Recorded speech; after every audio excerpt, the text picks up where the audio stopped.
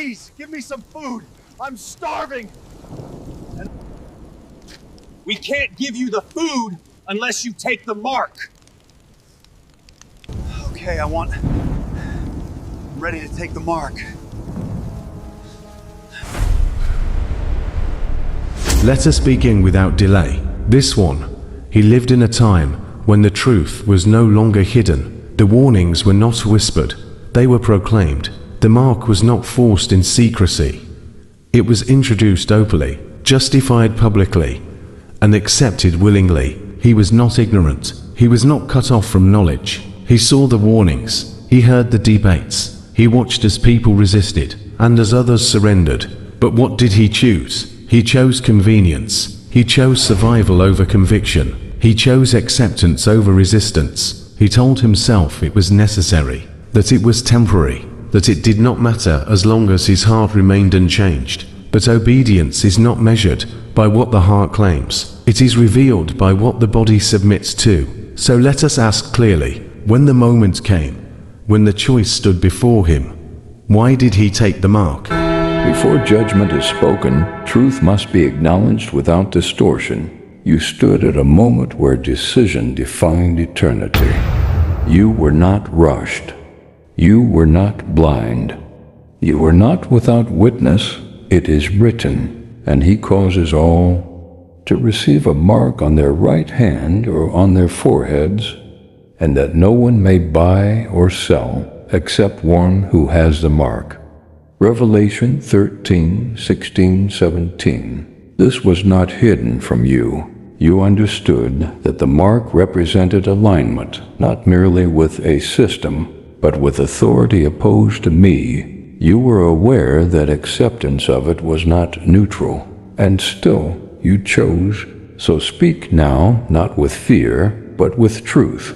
When you stood between obedience and compromise, what did you believe you were choosing? I believed I was choosing to survive. Everything around me was collapsing. The system changed overnight. You couldn't work, couldn't eat, couldn't function without it. People were losing everything: homes, access, stability. And those who refused, they suffered. They were cut off. Some disappeared. Others were left with nothing. I saw families breaking. I saw fear everywhere. And I told myself, this can't be what decides eternity. This is just a system, just a requirement, just a temporary situation. I didn't kneel to anything. I didn't worship anything. I didn't deny you out loud. I just complied. I told myself that you would understand, that you would see my heart, that you would know I didn't mean to reject you. I thought belief was internal, not something measured by a decision like that. So I chose what seemed necessary in the moment. And there it is, not rebellion, not hatred, just compromise, the most effective kind. He did not need to curse God. He only needed to choose comfort over conviction. He says he did not worship. But what is worship, if not obedience? He says it was survival. But survival at the cost of truth is still surrender. Let us not complicate this. The mark was never just a tool. It was a declaration, and he declared, with his action, that my life matters more than my allegiance. So I ask again, not emotionally, but factually, if a man knows the cost and still chooses against truth, what does that choice represent?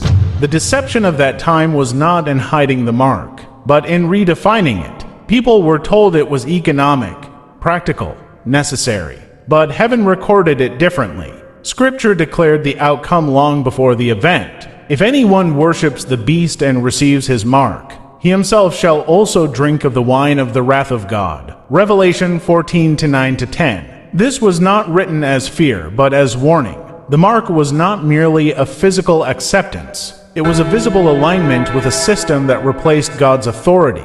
And the greatest deception was this, that one could participate outwardly, without being accountable inwardly. But heaven does not separate action from allegiance. Then I misunderstood everything. I thought intention was enough. I thought as long as I didn't believe in it, it didn't count. I thought I could live in two realities, one outward, one inward. But if what you're saying is true, then my choice spoke louder than my thoughts ever did. I didn't just survive. I aligned. and I didn't see it that way at the time. I thought I was avoiding suffering, not choosing sides. So now I need to understand something clearly. Was that moment, that single decision, enough to define my eternity? What you experienced on earth was pressure, but pressure does not remove choice. It reveals it. Many believed that extreme circumstances would excuse disobedience. They told themselves that God would understand compromise if survival was at stake. But they misunderstood something essential about obedience. Obedience is not proven when it is easy. It is revealed when it costs something. Throughout history, many stood in moments where choosing God meant losing everything: position, safety, even life. And yet they chose him not because they did not feel fear, but because they understood that temporary suffering does not compare to eternal separation. It is written, "Do not fear those who kill the body but cannot kill the soul, but rather fear him who is able to destroy both soul and body in hell." Matthew 10:28. This was not written to threaten, but to clarify priority. Your life on earth was temporary. Your decision was eternal. The mark did not appear in a moment of ignorance. It appeared as a test of allegiance, whether a person valued survival in the present over truth that defines eternity. And many, like you, convinced themselves that compromise was harmless because it solved immediate fear. But heaven does not measure decisions by pressure. It measures them by alignment. Exactly. Let us remove emotion from this and speak in reality. He knew the warnings. He heard the scriptures. He understood the risk. And still, he chose. Not once, not accidentally, but deliberately. He weighed his options and decided. Living now is more important than obeying God. That is not confusion. That is priority. And priorities reveal loyalty. He did not need to worship openly. He did not need to declare anything with his mouth. His action declared everything. He aligned with the system that replaced God. He accepted what God warned against. He chose safety over truth.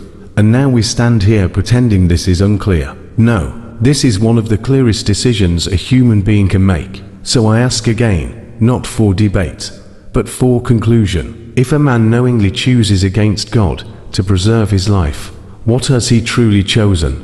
I thought I had more time. That's the truth I avoided. I thought I could make the decision now and fix it later. I thought I could survive the moment and return to you afterward. I didn't believe that one decision could carry that much weight, but now I see. It wasn't just a decision, it was a declaration, not spoken, but lived. I told myself I wasn't rejecting you, but I chose something you warned against. I told myself you would understand, but I never asked what you had already said. I see it now. I wasn't just trying to survive. I was trying to keep control, because choosing you meant losing everything in that moment, and I wasn't willing to lose. So I chose the system, thinking I could still belong to you. But now, standing here, I realize I tried to belong to both. You speak now with understanding, but understanding after decision does not erase decision. I did not leave humanity without warning. Long before your time, it was written clearly. If anyone worships the beast and receives his mark on his forehead or on his hand, he also will drink the wine of God's wrath. Revelation 14:9-10. This was not hidden in mystery. It was declared openly so that no one could say, "I did not know." You were not judged by surprise. You were judged by what you did with what was revealed. You say you intended to return later, but eternity is not secured by intention. It is secured by obedience. You believed you could divide your loyalty to preserve your life and still belong to me. But it is written, no one can serve two masters. Matthew 6:24. The mark was not simply an action, it was a line between allegiance to me and allegiance to what opposes me. And once that line was crossed, it was not a moment, it was alignment. Heaven does not misunderstand mercy. Mercy was offered before the decision, not after its completion. The warnings, the scriptures, the testimonies, all existed so that no soul would enter this moment unaware. But once a person fully understands, and still chooses against God in a matter clearly defined, that choice carries its full weight. This is not about one mistake among many. This is about a defining allegiance. And now we arrive at the point where humans always want escape. They want grace without obedience. They want forgiveness without surrender. They want eternity without choosing it when it mattered. But this moment proves something. He understood. He chose. And now he stands. So let the final answer be spoken. You stand here not as one who lacked warning, but as one who received it and chose otherwise. Your life was not without opportunity. Your path was not without truth. Your decision was not without clarity. You were shown what the mark represented. You were told what it meant.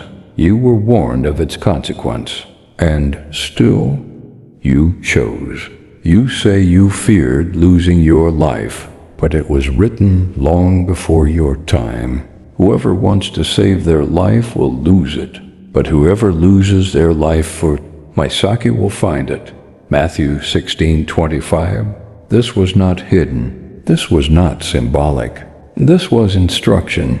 You believed survival in the moment was greater than obedience in eternity. But eternity is not shaped by fear. It is shaped by allegiance. You believed you could return later, but you were warned that this choice was not like others. It was written clearly, if anyone worships the beast and receives his mark, he will be tormented, and the smoke of their torment will rise forever and ever. Revelation 14:9-11. This was not written to frighten without reason. It was written to prevent exactly what you have done. You treated a final warning as a temporary situation. You treated a line of eternity as a moment of survival. But that line, once crossed, was not temporary. It was alignment. Hear this clearly, and let there be no confusion for any soul who listens. The mark was not simply a system. It was not merely a requirement. It was a declaration of allegiance, and those who accepted it, knowing its meaning, chose a kingdom. Not mine, because you were warned, because you understood, because you chose. Your decision stands.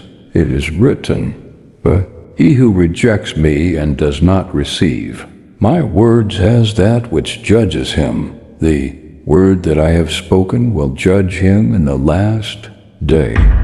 John 12:48. You were not denied entry because of ignorance. You are denied because of alignment.